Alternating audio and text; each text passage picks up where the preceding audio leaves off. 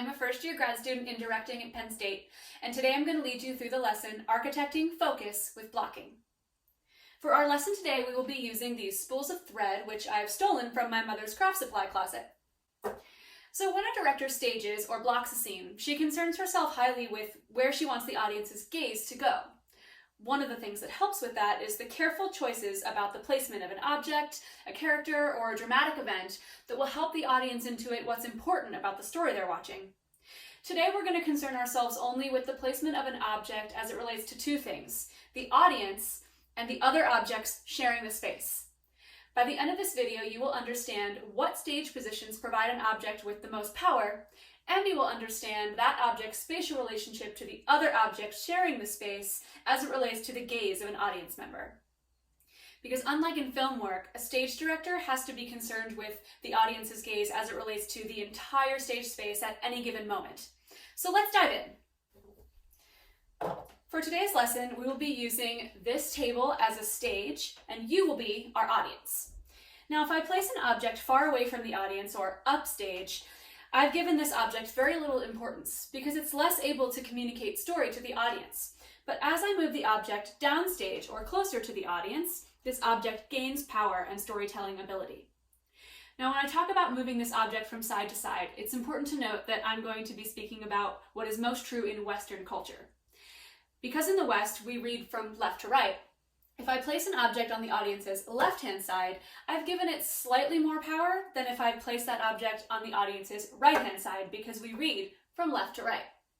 Now, of course, if I place that object in the center, I've given this object the utmost importance for the audience. Think about an Olympic podium. That gold medal goes in the center. But of course, if an object is all alone in the space, an object isn't going to need very much help gaining the audience's focus. So what happens if I add objects to the space? Here I've put all of our objects fairly central and I've given them fairly equal weight. But as the director, if I want the audience to look at this spool of thread, there are a couple of things I can do. I can move the object closer to the audience or downstage, giving it more storytelling ability. Another thing I can do is make it more separate from the rest of the objects. If I group my secondary objects together and move my important object farther away, I've given it more importance, more individuality. You'll notice even though these four objects are center, as opposed to my important object stage left, this object is still more important even if it's in a weaker position. Now there's one more thing I want to show you. The suggestion of line and direction is a really important tool.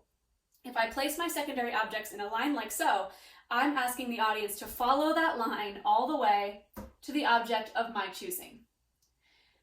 So there are just a few examples of how to use spacing or blocking in order to delineate power and guide an audience's focus.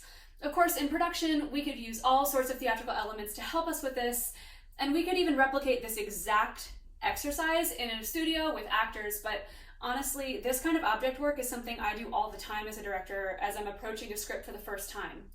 Taking the time to do this kind of work allows me to imagine how I want a story to flow and move into space, and makes me a much more effective collaborator for my designers as well as for my actors. So you'll often find me with spools of thread, playing around and letting my imagination run. So I hope this helps you too. Thanks for watching.